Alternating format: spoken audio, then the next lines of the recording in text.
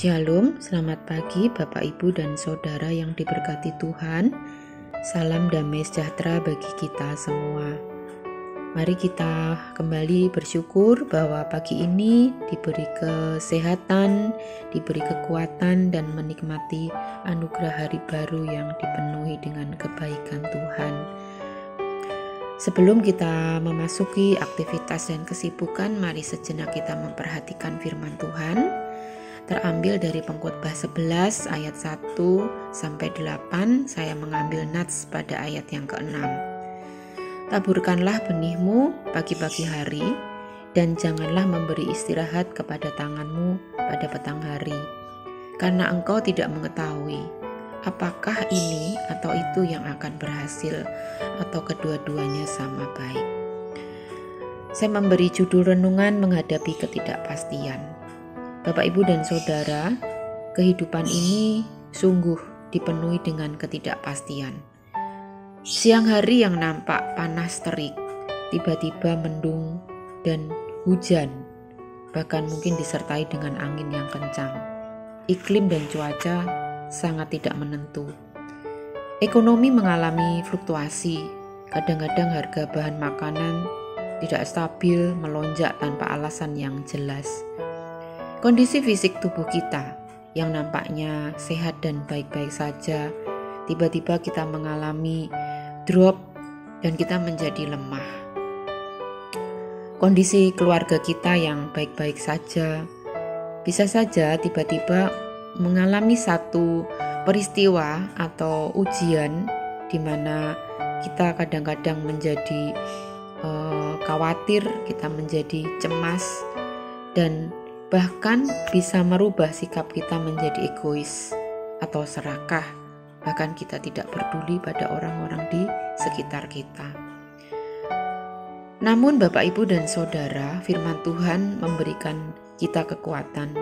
Setidaknya pada saat kita mengalami situasi dan kondisi yang tidak kondusif, mari kita terus berpedoman pada hikmat dan firman Tuhan, sehingga kita tetap berjalan seturut dengan apa yang Tuhan kehendaki. Pertama, Tuhan mengajari kita untuk terus belajar memberi. Ayat 1-2. Ketika kita bermurah hati menaburkan berbagai kebaikan, maka suatu saat nanti kita juga akan menuainya, kebaikan tersebut. Banyak hal yang kita nikmati kebaikan Tuhan saat ini sebagai buah kebaikan kita yang pernah kita kerjakan pada masa lalu. Kedua, Bapak, Ibu, dan Saudara, mari berani mengambil resiko dalam hidup. Ayat yang ke-3-5. Mencemaskan segala sesuatu yang berlebihan itu hanya akan menghentikan langkah kita. Namun, tentunya tindakan ini perlu dibarengi dengan hikmat, dengan firman Tuhan, agar kita dapat berjalan menurut kehendak Allah. Yang ketiga, bekerja dengan giat tetap harus kita lakukan. Namun, jangan lupa kita menikmati hidup.